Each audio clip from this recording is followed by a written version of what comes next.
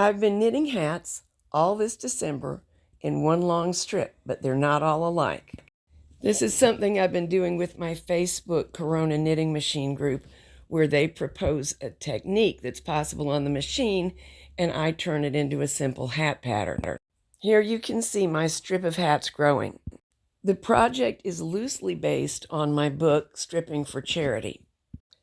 In this particular video series, I knitted mostly one size of hat in a long strip using as many techniques as possible.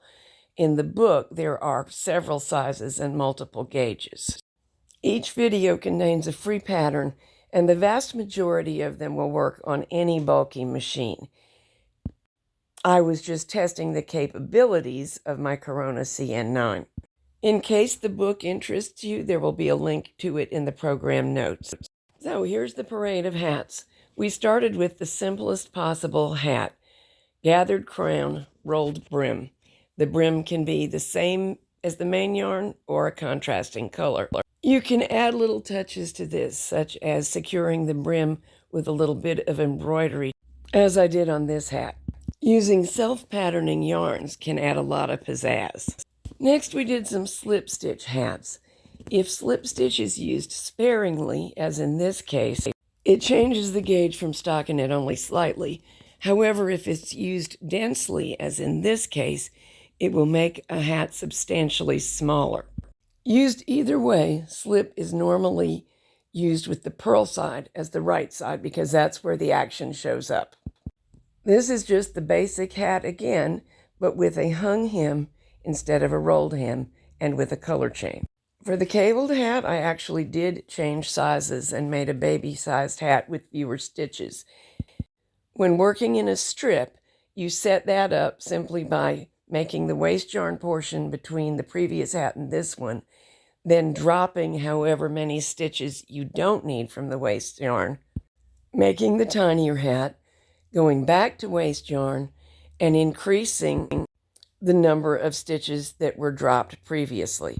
You can do that either by casting on new ones or increasing one stitch at a time on the carriage side while knitting the waste yarn until you're back to the stitch count you want. The strip remains continuous. Here are the various things that we did with knit weaving, which also shows up on the purl side. The first two hats are with plain yarn, and here are some that I did using fur as the weaving yarn. Combining making a lined hat with making a lace hat is a good way to enjoy the pretty effect of lace without freezing. Even a single row of Fair Isle can add interest to a hat, or you can design the entire hat as Fair Isle.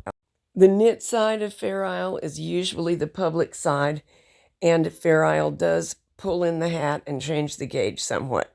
The knit side of tuck stitch usually has a pleasantly bumpy texture, while the purl side looks completely different. Tuck stitch may also be used to create a design that shows on the purl side of the fabric, as with these two hats. Intarsia is the practice of using multiple colors in one row to make a picture that does not have any floats. I made two hats like this. The method of adding a fur brim that I showed you in the main movie does allow the cast on to show. If you would prefer that it not show, you can crochet around the cast on with the fur yarn after completing the hat, as with these two, or cast on, knit twice the number of fur rows that I called for in the pattern in that movie, hang the cast on, and go on knitting the rest of the hat. That creates a very thick fur brim, and also there's no visible cast on. It's basically a furry hung hem.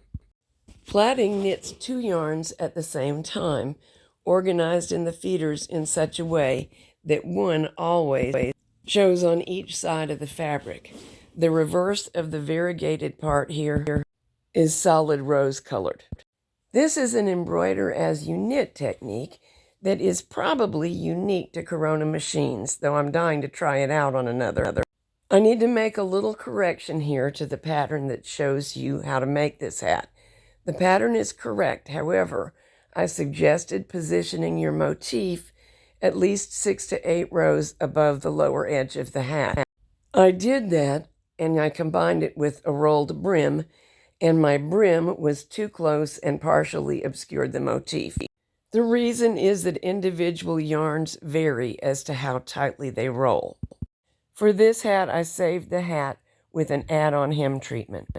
You could also use a hung hem and know that it would not be in the way, or simply knit more rows after the rolled brim before starting the motif. This has been an entertaining exercise, and I hope you've enjoyed it too. All of the hats that you see here will be going to the Country Knitting of Maine Keeping Maine Warm campaign. I will put a link to the page that tells about that in the program notes in case you need somewhere to send your practice hats.